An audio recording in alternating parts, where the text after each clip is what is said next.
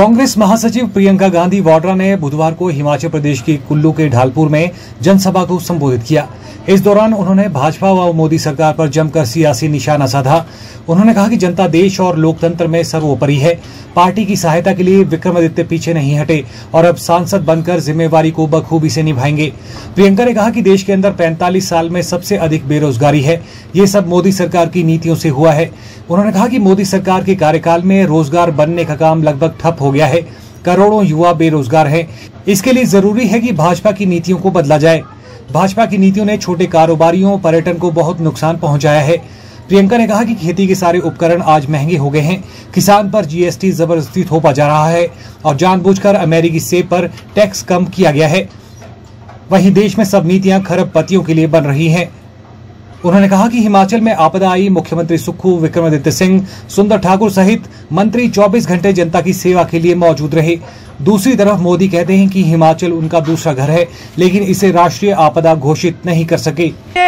आप सब मेरा इंतजार कर रहे हैं काफी समय से। सबसे पहले तो मैं आभार प्रकट करना चाहती हूँ। आज धूप भी है, इतनी बड़ी तादाद में आप इस ऐतिहासिक मैदान में आए हैं मेरी बातों को सुनने के लिए। मुझे अपना सौभाग्य लगता है ये कि यहाँ जहाँ नेहरू जी दशकों पहले आए और जिस धरती से उनके दिल में इतनी श्रद्धा थी, जिसके लिए इतना प्रेम था, आज मैं यहाँ आकर आपको संबोधित कर रही हूँ। इसलिए मैं अपना सौभाग्य समझती हूँ कि आप सब आए, मेरा इंतज़ार किया और ध्यान से मेरी बातें सुन रहे हैं।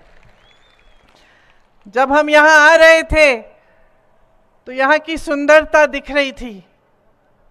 बड़े बड़े पहाड़, यहाँ के जंगल, यहाँ की हरियाली, सेब के बागान, सब हेलीकॉप्टर से ऊपर से बहुत अच्छी तरह पहली बार मुझे दिखे।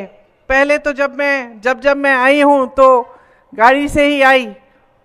आज मैं देख रही थी कि कितनी सुंदर जगह है। और इसके साथ साथ हमारा जो हिमाचल प्रदेश है, यहाँ की एक सभ्यता है जो यहाँ की सुंदरता के साथ साथ चलती है और जिससे पूरे देश ने, देश की राजनीति ने, देश के इतिहास ने, चाहे देश का आज़ादी का आंदोलन हो, सब ने बहुत सीखा है।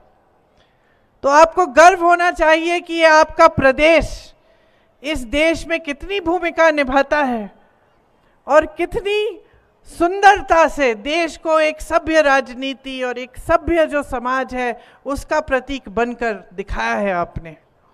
तो मेरे ख्याल से आज जब प्रत्याशी बन के खड़े हैं आपके सामने, तो ये उसी तरह से अपने सांसद बनने का जो कर्तव्य है वो निभाएंगे, पूरी निष्ठा से निभाएंगे और हमेशा जैसे इन्होंने कहा आपके साथ खड़े रहेंगे।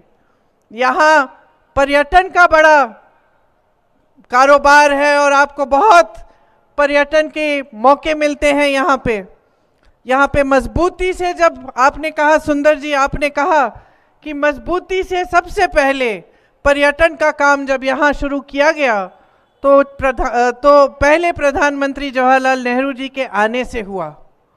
उससे यहाँ पे पर्यटक आने लगे और यहाँ तरह तरह की ऐसे विकास के कार्य हुए जिनसे पर्यटन को मजबूती मिली और आपके जो छोटे छोटे या बड़े भी कारोबार हैं उनको मजबूती मिली।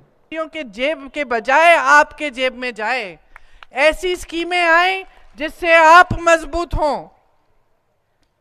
हम इस चुनाव में ये कह रहे हैं कि अगर कांग्रेस पार्टी की केंद्र में सरकार बनेगी तो हम कुछ ऐसी स्कीमें लाना चाहते हैं जिससे आपकी तरक्की होगी, आपकी मजबूती आएगी।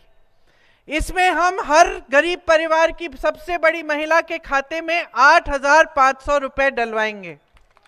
तो जो आपको हिमाचल सरकार देगी उसके ऊपर हम 8,500 रुपए केंद्र से देंगे अगर हमारी सरकार आई। और केंद्र में बहने 50% रोजगार महिलाओं को देंगे। इसके अलावा जो आशा बहुएं हैं, जो आंगनवाड़ी की बहनें हैं, जो मिड डे मील की बहनें हैं, इनका मानदेय बढ़ाया जाएगा, केंद्र से दुगनी राशि भेजी जाएगी। किसानों के लिए, किसान के खेती के जितने भी सामान हैं सब से जीएसटी हटाई जाएगी ताकि वो सारे सस्ते हो जाएं।